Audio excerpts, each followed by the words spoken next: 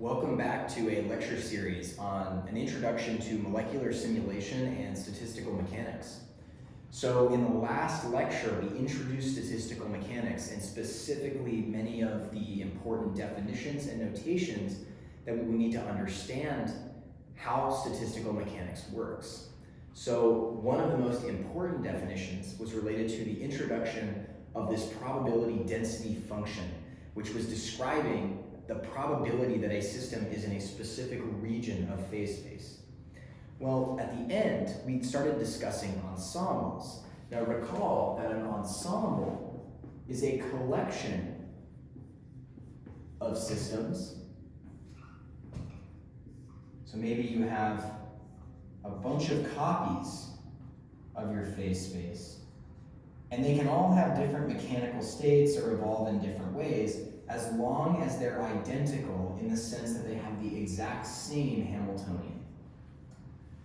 So their Hamiltonian must be the same in order for them to be in an ensemble. And we said that we could determine the number of copies in a specific volume element in an ensemble by looking at this, how do I draw an N? Here we go. Where we would say there's N total copies in our ensemble, and we multiplied that by our row. And in a specific volume element, this would be the number of copies multiplied into that small volume element of phase space. Now at the end, we alluded to the fact that this number of copies is conserved in the space. Number of copies is conserved in phase space. Today we're going to actually explore why that's the case. And the theorem that's going to give us this is called the Louiville theorem. So to get to the Louiville theorem, what we're going to do is we're actually going to appeal to some intuition that you might have from fluid mechanics.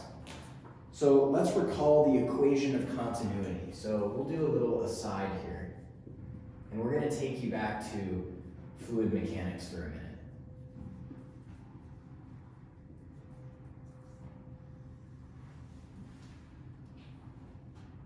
So all the equation of continuity is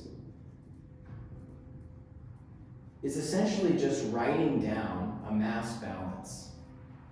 Right? Mass cannot be created or destroyed, it can only move around, right?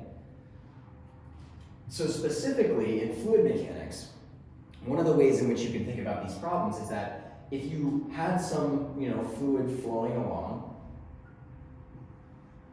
and you picked a volume in the space that's fixed in space, we call this a control volume.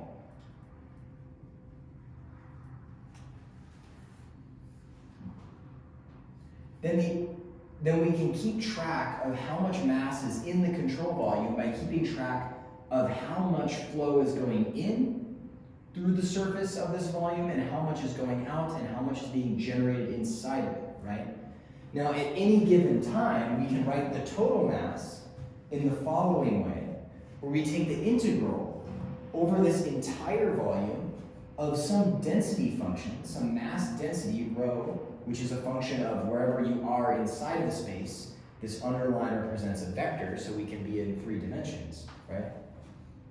Integrated over the entire space. And what we're going to say is that this rho is a number density, not a mass density, like I had just said. Rho is a number density. So it's basically number of particles per volume. And then you can see if you integrate that over a volume, you recover number of particles. So we can say number of particles is equal to this. Now, if there's no chemical reactions occurring in here or ways in which mass can start accumulating in here from essentially nowhere, not in the sense of that you are creating or destroying mass, but in the sense of a chemical reaction might change the constituents, right? It might link atoms together and now there's less particles than there were before. So in the absence of any sort of chemical reaction, we can actually write a change in the number of particles in here and relate that to the flux of fluid as it goes through the boundaries. So if we wanted to know what is the time rate of change of the total number of particles, which is ddt of this integral over the density function dr, we can relate that to the flux across the surface. So we can relate it to a surface integral now of rho r at t times an average velocity of the fluid at a specific r, dotted with an outward unit normal, integrated over the entire surface. This is a ds. So the content of this equation just says that the total rate of change of rho, so if we have an initial n particles in here, that as time evolves, the number of particles will change according to how many particles are passing through the surface, that is this rho v dot nr, at every single point on the surface, right?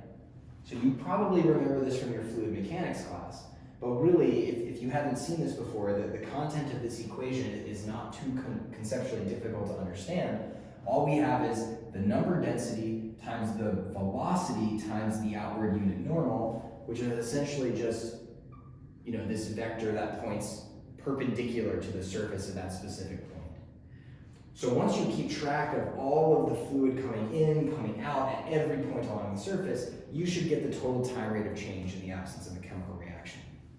So we have this expression for the time rate of change of the number of particles in the system being related to the flux of particles through the boundaries of the system.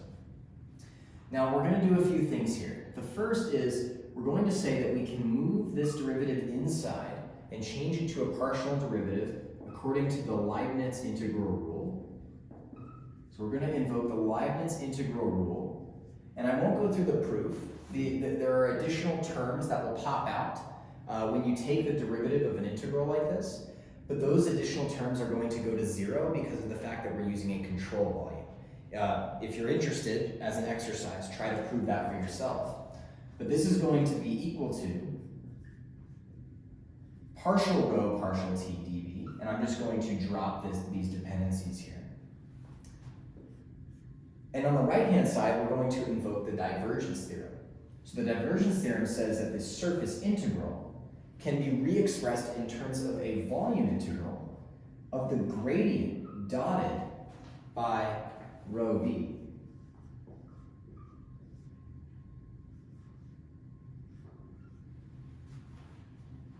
Now, of course, we want to write this in the correct direction, right? So we have this nr, which is pointing out, right?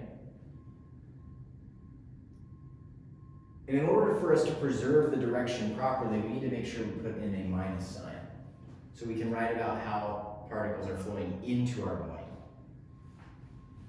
This gives us, if we bring this to the other side, we can now bring everything under the integral. Partial rho partial t plus grad dot rho v dr.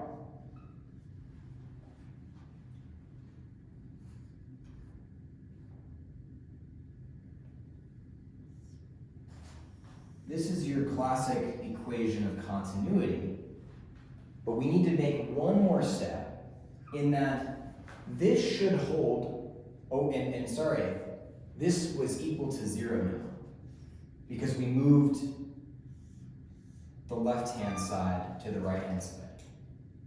So we have 0 equals this. In order for this to be true for any choice of v, we must have that the integrand is always equal to 0. We must have that partial rho partial t plus grad dot rho v is equal to 0. This is the equation of continuity in continuum mechanics for fluids. So how do we relate this to our ensemble and the number of copies in an ensemble? Well, let me erase this board really quick, and then we'll see what the consequences of introducing our statistical mechanical notation and ideas in. So all I've done is rewritten our equation of continuity. Now let's think about what space this was in. In this example, in our fluid mechanics example, rho is the number of particles per volume. V is a velocity in 3 dimensions. So we could write it as something like Vx, Vy, Vz, right? And this gradient term is just a vector, partial, partial x, partial, partial y, partial, partial z. So when you take the dot product between these two, you basically just get what is the gradient in the x direction with respect to the velocity in x, plus the gradient in the y direction with respect to y, plus the gradient in the z direction with respect to z. And of course, this is all multiplied by rho. What about in our phase space? In phase space, rho is not the number of particles or copies per phase space volume. N rho is. So n rho is the number of copies per volume.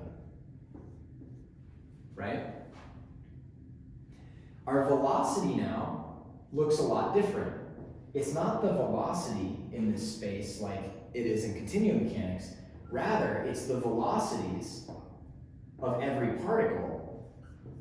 Because there's F particles, right? So we have Q1 all the way through QF, and also the velocity in the momentum.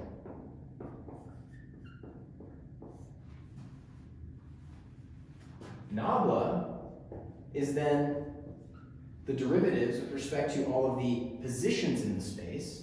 So partial, partial Q1 all the way to partial, partial QF. Partial, partial P1 all the way to partial, partial PF. And these are both vectors. So by analogy, if we're going to plug in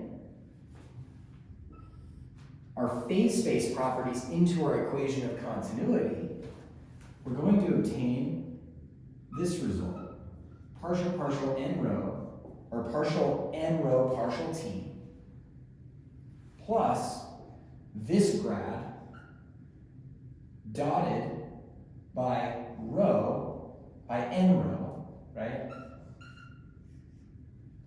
Times this v.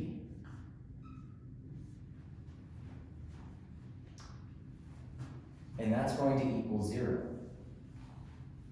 Well, let's think about when we take this dot product, all that's going to remain, or you're going to have these partial Q1, partial Q1, but you're going to have the dot on the top, plus partial Q2 dot, partial Q2, da da da da da, you go out to partial P1 dot, partial P1, plus da da da, partial PF dot, partial PF. So that's what this dot product's going to give you, of course, all multiplied by n rho. So we can rewrite this expression now as partial n rho partial t plus the sum from I equal 1 to f over these partial partial qi's of n rho times qi dot plus partial partial pi of n rho times pi dot equals 0. So all we've done is converted from our fluid mechanics continuum, and we're just rewriting this exact analogy for the number of copies per particle within the equation of continuity, but with respect to our ensemble copies.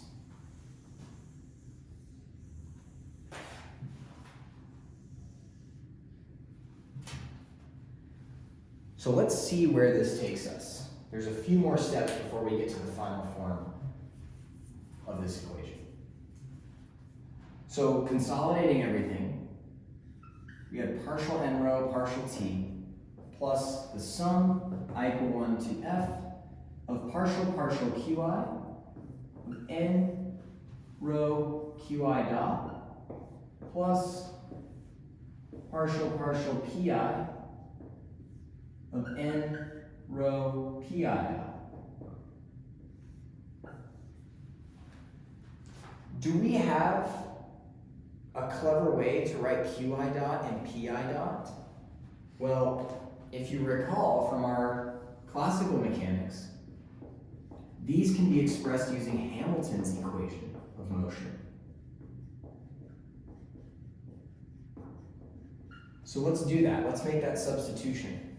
So this line, which is all equal to 0 here, can be re-expressed as partial n rho partial t plus the sum I equal 1 to f of partial qi of n rho. Now remember, qi dot is equal to partial h partial pi minus, now we're going to have a minus sign pop out in our definition for the Hamilton equation of motion. Partial pi of n rho times pi dot, which was minus, we put it over here, partial h partial qi. Let's see, I added an extra parentheses, so we'll do that there. And close this, and then close this. So all we've done is rewritten this expression in terms of using Hamilton's equation of motion, right?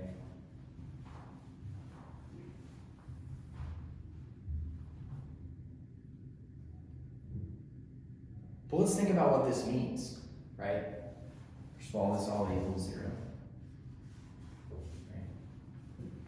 What do we have here? Well, first, we know that n is constant. N is a fixed number of copies. So we can divide n out everywhere, right? So just divide everything by n to 0 over n is still 0. That eliminates this term. And we're left with this. Now, what does this look like?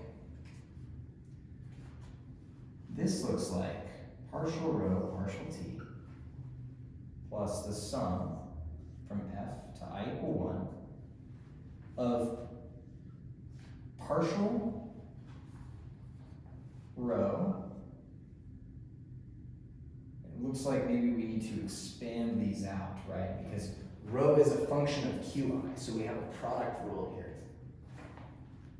So we will have partial rho partial qi times partial h partial pi, we're doing a product rule, plus rho times partial h partial qi of partial h partial pi, minus now this product rule, partial rho partial pi partial h partial qi, minus rho times partial pi of partial h partial qi. We'll notice this term, we can just flip the direction of these partial derivatives, and we get the same answer as this term with a plus and a minus. So these guys are going to cancel out. And we're going to be left with 0 0 equals partial rho, partial t, plus, notice what we have. We have this sum of partial rho, partial qi, partial h, partial pi, minus partial rho, partial pi, partial h, partial qi. This is just the Poisson bracket that we learned about earlier between rho and h. Well, remember, what did this mean when this equaled 0?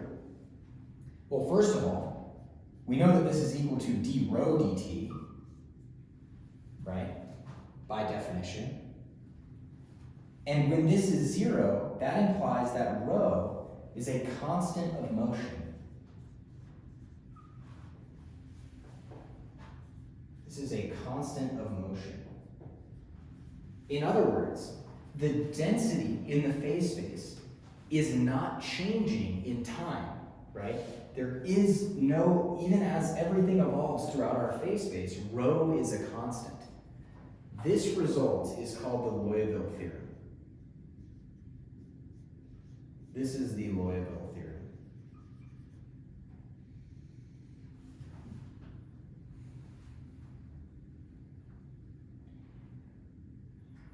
And if you forgot the definition of the Poisson bracket here, just look back at lecture 6, definition of Poisson bracket. I told you it would come back to haunt us a little bit later on in the course, and here we see it popping up. Now notice, this holds regardless of whether the system is in equilibrium or not. We said nothing about statistical equilibrium. All we said was, let's say the number of copies in the system is fixed, right? Assuming that, you must have that rho, this density function, is a constant of motion. We've just shown that the probability density function that we hypothesized exists and rewrote our dynamical variable equations with respect to, we've just found that that is actually conserved. It is a constant of motion as the trajectories in these systems evolve. And this was true whether or not our system was in statistical equilibrium or not. So really, the question now becomes, what is rho? How do we choose rho in a way that actually makes sense, that it can allow us to solve real problems? So for now, let's think about what rho is. Well, rho in general is possibly just some function of a set of dynamical variables, right? Depending on what dynamical variables in the system there are, we might have different functional forms for rho. Now, what we're going to do is sort of appeal to our intuition from classical mechanics, in which we were able to look at the fact that energy was conserved in the system and could sort of fully describe how the system evolves. So we're going to make a hypothesis. And our hypothesis is that rho is going to be a function of h, the energy, or Hamiltonian, only. Rho equal rho of h only. So that's going to be our first sort of hypothesis or assumption. Now, one form of this density function that might make sense is the following. Rho of q of f, comma p of f, is equal to 1 over a constant, right? And you'll see why we're writing it in this form later. E to the minus beta h, which is a function of the qf's and pf's. This is a form for this density equation in which you have this exponential to the minus beta times the Hamiltonian, right? Now this c is defined to ensure that the integral over rho is equal to 1, right? This is called the normalization condition. So basically, c is defined so that the integral over rho over all of phase space is equal to 1.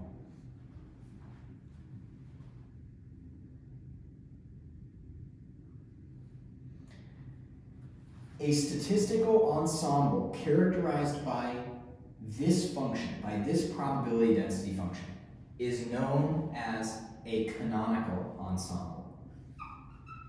This is a canonical ensemble. And for now, you may feel a bit uneasy that I've just introduced a functional form to you and said this is the canonical ensemble. But the reason for that is we're first going to explore the consequences of making this choice, and then we're going to motivate why you would make this choice from a logical perspective. But for now, let's take this canonical ensemble probability distribution function as it is and see what the consequences are. Now, we're going to introduce this idea of the ensemble average, which I actually believe we talked about in the previous lecture. We're going to define the internal energy as being equal to the ensemble average, which we're going to give this new notation of these brackets, of the Hamiltonian. And if you recall what that definition was, that's just equal to, the ensemble average is just equal to the integral of whatever dynamical variable you have times rho integrated over the phase space. So internal energy is equal to the ensemble average of the Hamiltonian.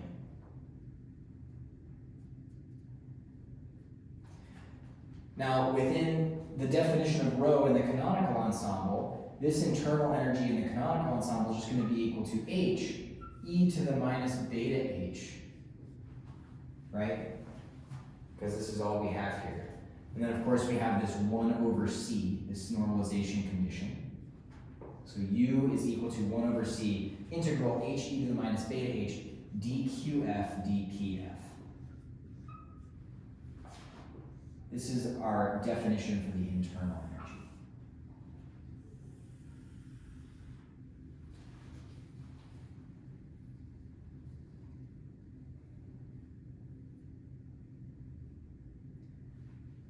But notice what's happened here. We've now written a pretty intuitive version of what the internal energy should be in terms of a microscopic description of the system, literally studying the phase space and the motions of all these particles all at once. But in thermodynamics, we had a really simple form, particularly for the change in internal energy as being equal to something like TdS plus a bunch of work terms, right, related to either the chemical potential work or the mechanical work, plus work terms. So you can see we're starting to get to a point in which we can combine these two together, or at least look for their connections, right? But the idea here is if we have this original equation, rho equals 1 over c e to the minus beta h, we can actually solve for h, right? So let's solve for h and see what it looks like. Well, we have rho, I'm just going to drop these dependencies. Rho equal 1 over c e to the minus beta h, right? Let's solve for h. So we multiply by c rho. We take the log of both sides. So we get log of c rho is equal to minus beta h, right? And we divide by beta by minus beta, which gives us that h, according to our definition for the canonical ensemble probability distribution, is equal to minus log of c rho over beta.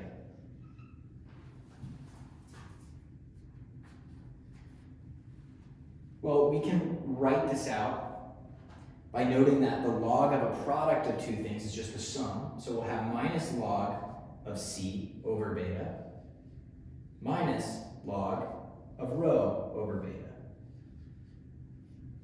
Let's call beta to the minus 1, so if it's 1 over beta, we're going to call that a new term theta, big theta.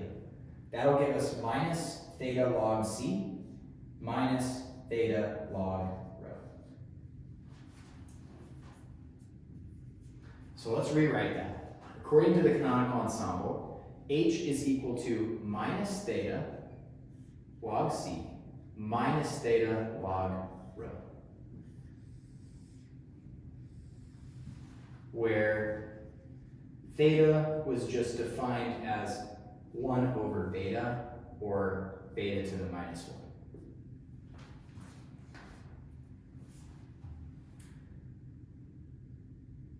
Okay, so we're starting to get into the weeds a little bit here, right? We have this expression relating u to our microscopic description of the system from statistical mechanics. And now we're noting, oh, but we already have expressions for u in terms of thermodynamic variables. Well, let's just expand out and try to figure out what's going on here. Solving for h, we get this form, and we're going to need this form moving forward. So we have that h is equal to minus theta log rho minus theta log c. Now to get u, we define u as the ensemble average of these quantities. So u is equal to the ensemble average of h, which is equal to the ensemble average of this entire quantity here.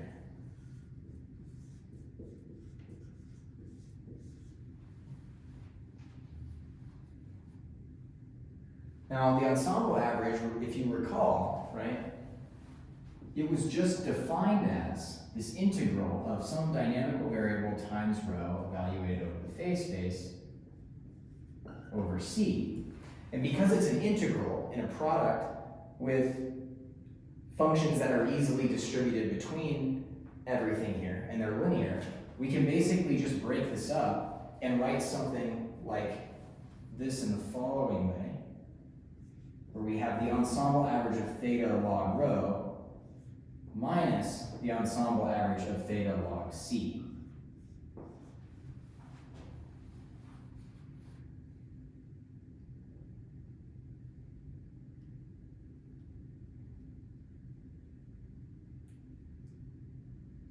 Now what we're going to do is we're going to give these special names to make it easier to solve these problems. The first thing we're going to note is that this minus theta here is just a constant, so we can pull it out. And we're going to define this, we're going to define this quantity minus log rho as being equal to eta. So I guess before we do that, let's write this other term. And we're going to leave this one in there, and you'll see that this is just for convenience. But what we're going to do is we're going to define minus log rho as eta, this little variable eta here.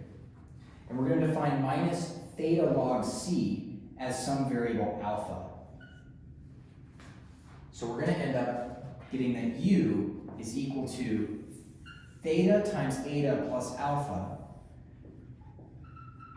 where eta is equal to minus log rho, the ensemble average of minus log rho, and alpha is equal to the ensemble average minus the ensemble average of theta log C.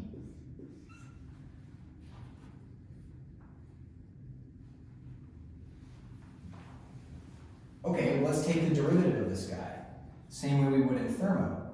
du is equal to theta d eta plus eta d theta plus d alpha.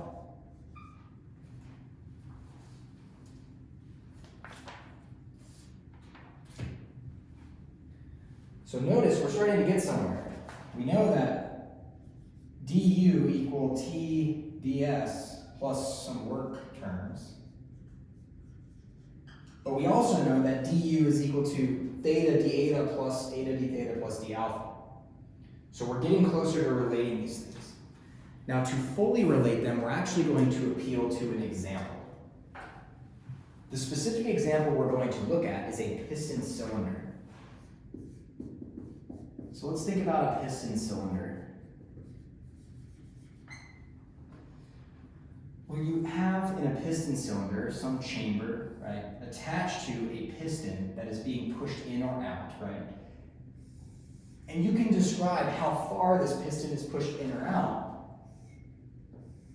by where the piston intersects whatever this x-axis is. And we're going to call that lambda. Well, how do we write the Hamiltonian for this system? The Hamiltonian for all these particles inside of our piston cylinder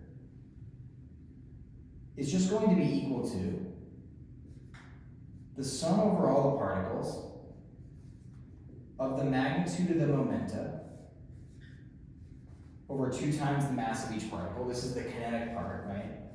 We did this in lectures 5 and 6. Plus an interaction term, which we also discussed when we looked at systems of many particles. So this is the energy related to the particles interacting with one another, right? And then finally, we're going to have the interaction of the piston cylinder on all the particles. And we're going to write that as an external field contribution, which is a function of the positions of every particle and also this lambda. So how far the piston is pushed into the system, right? The point of this is that we can perform work on the system by changing lambda. So lambda is actually controlling how much work we're exerting on the system. Now, under this construction, if we look at this normalization condition, right? We had a normalization condition for which essentially this 1 over c was there to guarantee that the integral of rho over the whole space was equal to 1, right? Well, if rho is just equal to e to the minus beta h, as was in our canonical ensemble case, that means that c is simply a function of h. If c is a function of h in this system, right, and h is a function of eta, or of lambda, right, then we have c is a function of beta, which remember we rewrote as big theta, and h, which is lambda here. So there's some dependence on lambda, right? Well, if this is the case, then the change in c is related to the change in c with respect to theta at constant lambda times d theta, plus the change in c with respect to lambda, I'll erase this guy here,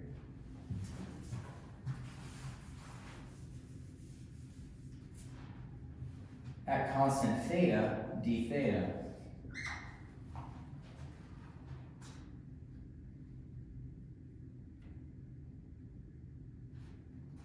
Why would we ever do this? Well, we need to look back at our definition for alpha. So remember, we had alpha was equal to minus theta log c.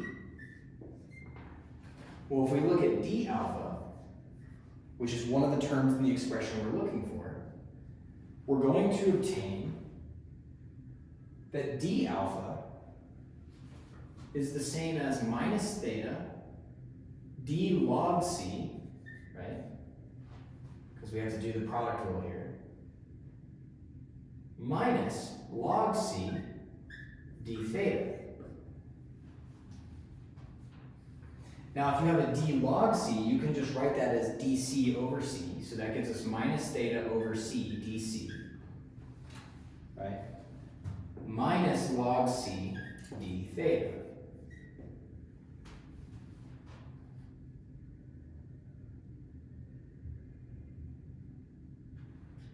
But we now have an expression for dc. So we can actually take this and plug it in right here.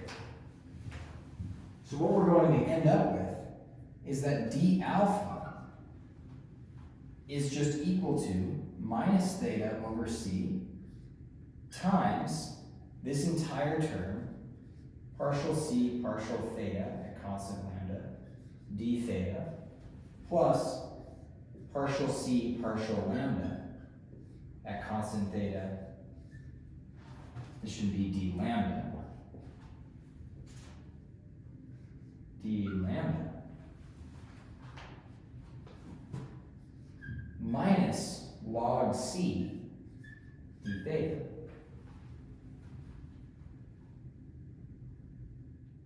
And of course, we should have these ensemble averages around everything, but I'm just dropping them for now because they're not consequential to the rest of this math.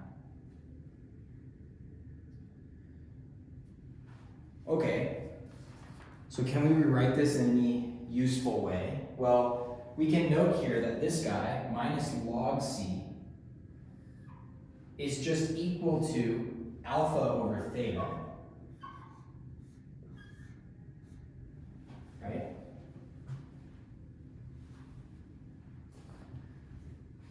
And so consolidating everything we have now gets us to the expression that d alpha is equal to,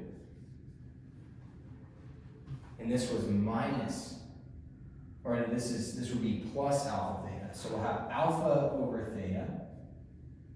Now we have I'm consolidating the d theta terms. We have a minus theta over c times partial c partial theta at constant lambda.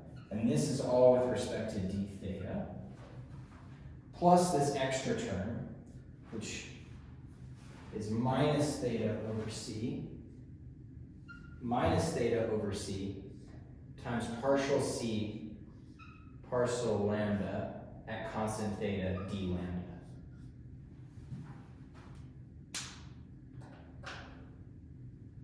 We got to hang in there through this math. So all we're doing, right, is we're rewriting the expressions from this piston cylinder, and we're writing out a bunch of expressions and their derivatives, right?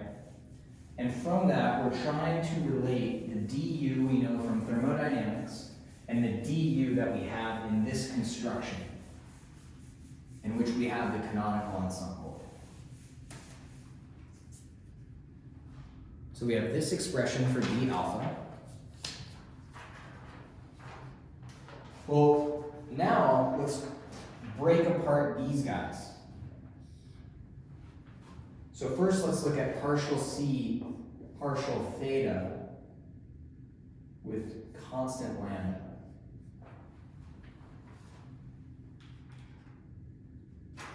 And we have a 1 over c here, which is going to be nice because we're going to be able to write these in terms of simple averages. Well, 1 over c partial lambda is 1 over c partial theta.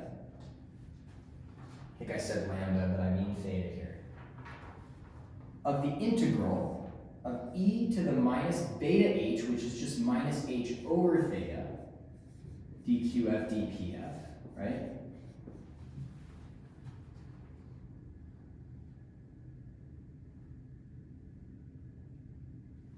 We can move this guy inside. So all we need to do is take the derivative of this with respect to theta. That gives us 1 over c integral, the derivative of this with respect to theta. We have a theta to the minus 1 essentially, so that you can think of this as, instead of over theta, theta to the minus 1. That's going to pull a minus 1. So first we're going to take the derivative here, which is going to give us minus h e to the minus h o to the minus 1, or theta to the minus 1.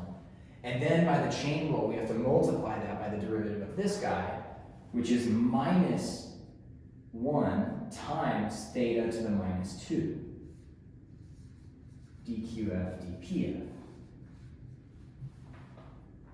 Well, this is just equal to 1 over c times the integral. The negative sign here and here will cancel out. So that leaves us with h e to the minus h over theta, dqf dpf. And we can pull this over theta squared out, right? And notice all we have now is this 1 over c times this integral. That's the ensemble average of h over theta squared, which is just u over theta squared. So this term, check. Let's look at this one now. We have partial c, partial lambda at constant theta.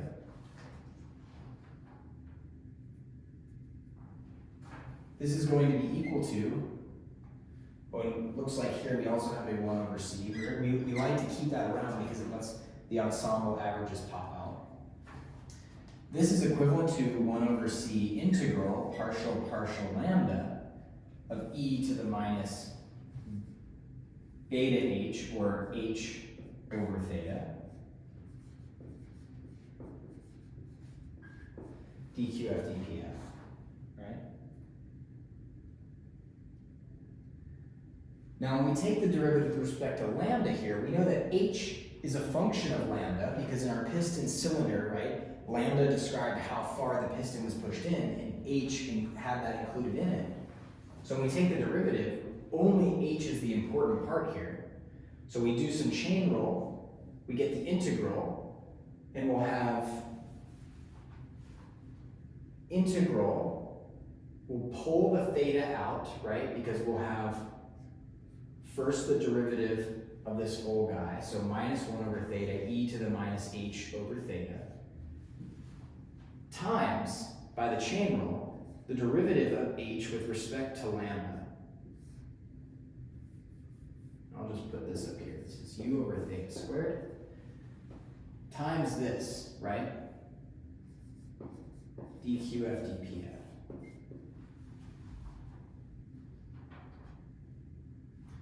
Well, we can pull the theta out because it's a constant. So we have minus 1 over theta times 1 over c integral of partial h, partial lambda. Remember, this is just our chain rule. Times e to the minus h over theta, dqf dpf. But once again, you see this is just the ensemble average of this.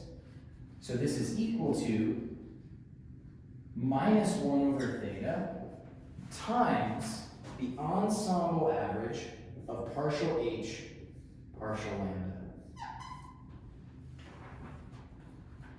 So we now have this term. So before I erase this board, let's consolidate everything we've done so far. We now have that our d alpha is equal to alpha over theta minus theta over c. Well, we calculated 1 over c, so it's minus theta times this guy right here was just this, u over theta squared, right? And that's all d with respect to d theta. Minus now theta times this guy is just minus 1 over theta times the ensemble average of partial h, partial lambda. Of course, these are going to cancel out. These negative signs are going to make this a positive here. This theta is going to cancel with one of these thetas. And so we're going to end up with that d alpha is alpha over theta minus u over theta, d theta,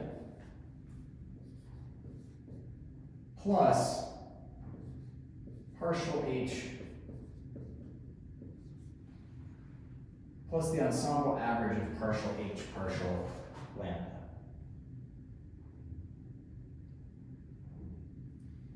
And it looks like I lost a d lambda here. D lambda. Okay, we're almost there.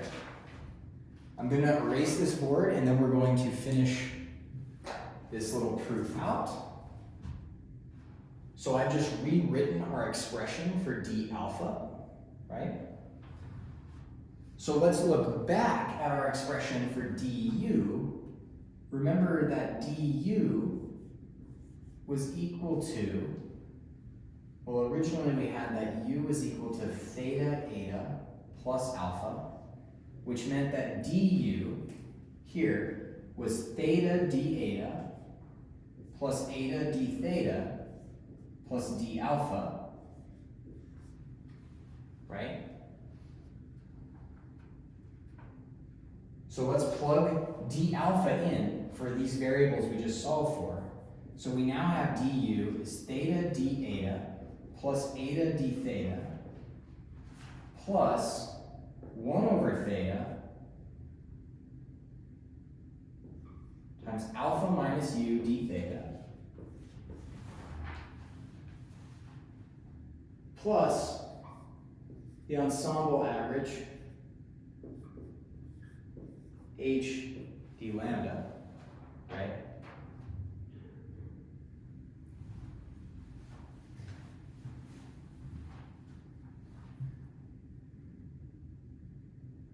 Now let's start to think about what we have here. What do we have in this expression?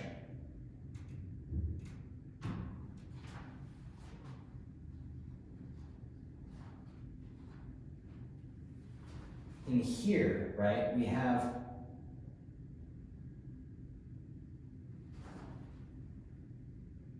this alpha minus u, right? Well, first of all, we can plug in, so let's look at this term specifically. Let's plug in our definition for u into this term. We have 1 over theta times alpha minus u, which is theta eta plus alpha. Notice we have minus u, so it's minus all of this. So we have a plus alpha and a minus alpha that'll cancel out. So we're left with that this is 1 over theta times theta eta, which is equal to eta, right? Because these cancel out. Let's switch colors here. So we're about to get to some interesting results. We now have that du is equal to theta d eta plus eta d theta. And this was minus u, so this is actually minus eta, minus eta d theta plus partial h partial lambda d lambda. Well, eta d theta minus eta d theta is 0. So we're left with that du is equal to theta d eta plus the ensemble average of partial h partial lambda d lambda. But du, recall, is also equal to TDS plus some work terms.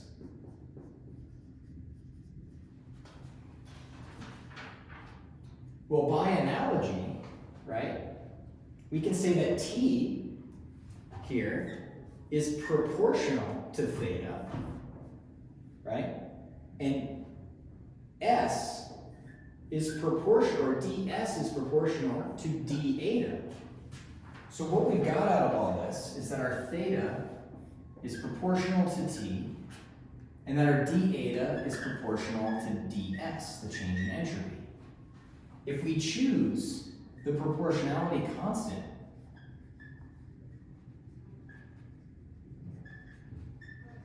as the Boltzmann constant, kb, then we obtain that d eta is equal to ds over kb. If we write it in this form and integrate it, this implies that eta times kb is equal to the entropy.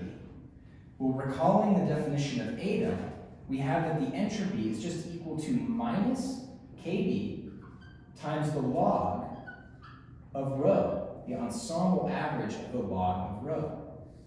This is the definition of entropy with respect to our probability density function. Also note that alpha, which is equal to u minus theta eta, by our original definition, is just equal to u minus t times s. Right? Why is that? Well, we have u minus, theta is proportional to t, so we have theta can be written as t over kb, or t times kb, right? Times eta, which is minus log of rho. And of course, if we want to write this in terms of the entropy, we just have to flip the sign, which gives us u minus ts. Recall though, from thermodynamics, this was just equal to the Helmholtz free energy.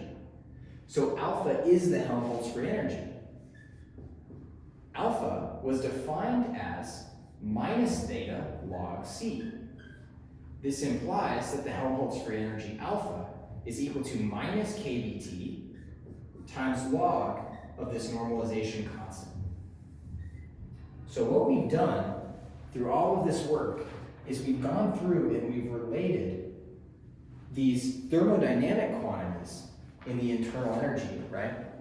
Related from the internal energy to these microscopic descriptions of this density function, this probability density function. This is the beauty and the true nature of statistical mechanics. And what we're going to see is that, this was a very math-heavy day, but we're going to go back through and look at all of the consequences of this and all of the great physics it allows us to do. Thank you very much. I'll see you next time.